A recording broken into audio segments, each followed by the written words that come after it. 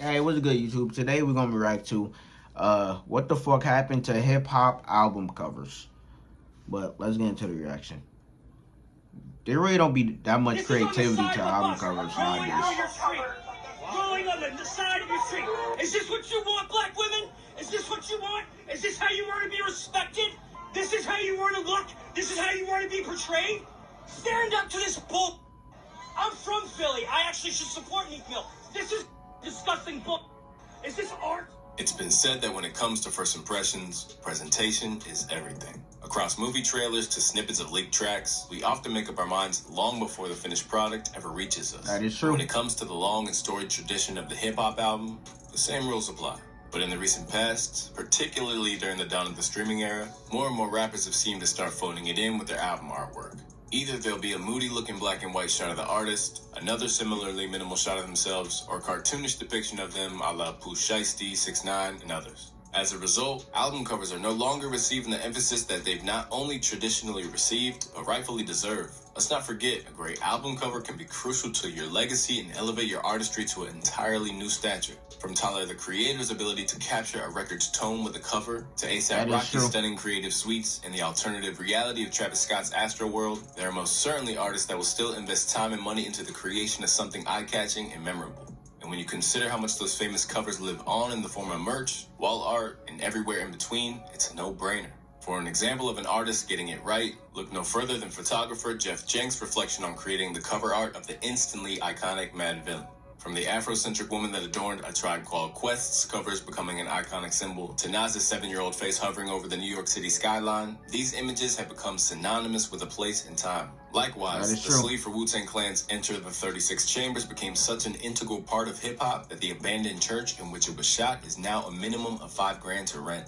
And if you happen to be at Joseph's restaurant in Toronto, you can bet that you won't be the first person to ask to be seated at Drizzy's table from the Take Care cover shoot. Capable of conjuring up controversy or opening up new dimensions for suburban or inner city listeners alike, album covers have always had a real power to them. Even if the artists aren't as eager to experiment, some pockets of the internet still place considerable stakes in them. After all, the front and back cover of Kendrick Lamar's Damn was so overly analyzed that it had fans convinced that another record known as Nation was coming shortly afterwards. So what happened? Well, when you break it down, there's one force that's behind it all: the internet. As whether they're afraid of backlash or simply don't see the point when the album will never be consumed in full by listeners, it's clear that since the advent of streaming services, it's been less of a focus. After all, Rick Ross's Richer Than I've Ever Been album cover received such relentless clowning that he had to change it before its release. Likewise, when Meek Mill tried to push the boat out a little bit with a digital art-based approach on his latest album, Expensive Pain, most people weren't willing to accept an abstract take from him. I'm hoping, just like I hoped with Drake, there would be a theme that wraps all this random around, but it might just be a cover to go viral, which I think a lot of people do. I think Kanye's cover of Nothing is to go viral. I think Drake's cover of 12 Pregnant Ladies is to go viral. I don't think it's nothing beyond that. I think this is to go viral. You're Meek Mill. You're not Drake and Kanye. Like, this ain't finna go viral. If anything, it's gonna go viral in the opposite way of them laughing at you. As predicted, Meek's artwork wasn't commended for its vision, but derided for its depictions of women. In the same vein, Drake's cover for Certified Lover Boy, as orchestrated by British conceptual artist Damien Hirst, was met with more groans than applause. Tell me the art world values mediocre white cis male artists above all else, without telling me the art world values mediocre white cis male artists above all else, wrote visual activist Jasmine Wahi on Instagram upon its unveiling. Thanks Champagne Poppy for reaffirming the utter mediocrity that rises to the top of the art world. From NBA YoungBoy greenlighting nightmarish Photoshop jobs with Birdman and leaving fans unmoved by the rest of his artwork, to artists such as Childish Gambino choosing to forego a cover entirely for $315.20, rappers are now towing the line between artistic minimalism and simply getting complacent. But even while the days of Ye commissioning artists such as Takashi Muraki and George Kondo for covers that may have gone in favor of the all-black cover of Donda, Ye still recognizes the impact that a provocative cover can have when paired with the right record at the right time. Not least of all, Pusha T's 2018 project, Daytona. In an interview shortly after its release, Pusha explained how Ye convinced him to deviate from the standard format of a rapper's picture and opted for a more symbolic take, one that cost $85,000. Basically, we were working on the music, and I had done a photo shoot with a photographer who I always work with. After we were done with it, Ye was so happy with the music. He was like, man, I really think that the visuals and the art could be stronger. than what I picked. I was happy with it because it was a picture of me. He came with the picture with the Whitney Houston bathroom picture. And he was like, this right here says everything. This is luxury, this is the pitfalls of the drug game, it's the ups, the downs, it's the high life, and I couldn't disagree with him. A record that's been critically lauded since its release, the photo of the sordid scene doesn't necessarily make or break the album. But it's impossible to deny that when it comes to a project like Daytona, the cover lends an entirely different dynamic that only helps to strengthen its legacy. Yes. It give the music more of a tone based on the cover. Like a fire cover will fucking like bro, you could get so much fucking like emotion and shit from a fire cover. Like, However you feel about it, you remember the first time you saw the cover and the emotions it stirred in you as you listened to the music. Yeah. But as touched upon previously, a culture now exists in which, unless you're a Kanye, Jay-Z, or Frank Ocean, artists are generally discouraged from making bold artistic statements. That is And while true. he's certainly not the only one who's felt the brunt of trying to step out of the box, the story of Lil Yachty's Teenage Emotions cover, which became such a hot button issue for elders to critique on channels such as Vlad TV, is a clear example. Like when I did the cover for Teenage Emotions, I did not do that with the intent of, ooh, this gonna piss off. I did it like in the intentions of like, this is really gonna bring things together. This is really gonna bridge a lot of things. Putting two gay men on the cover, I thought it was, I still think that it's cool. I think that it was the right thing to do. And yeah, I don't know. I don't get people.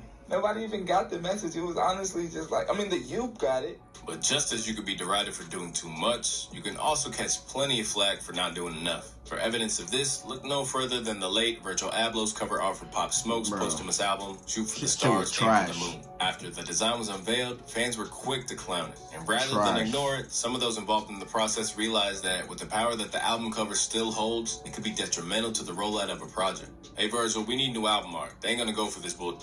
50 Cent wrote after its reveal. Love your work, let's get to it. Steven, I told you it was ew. Let's get it right. Composed of just a picture of Pop against a backdrop of barbed wire and metallic roses, Virgil's design failure came as a shock considering that he'd previously knocked it out of the park. From the Watch the Throne to Love is Rage 2 to West Side Guns, Pray for Paris, Virgil had a knack for creating summations of what the artist's musical world was all about. But when it came time to craft the design for Pop Smoke, he missed the mark considerably.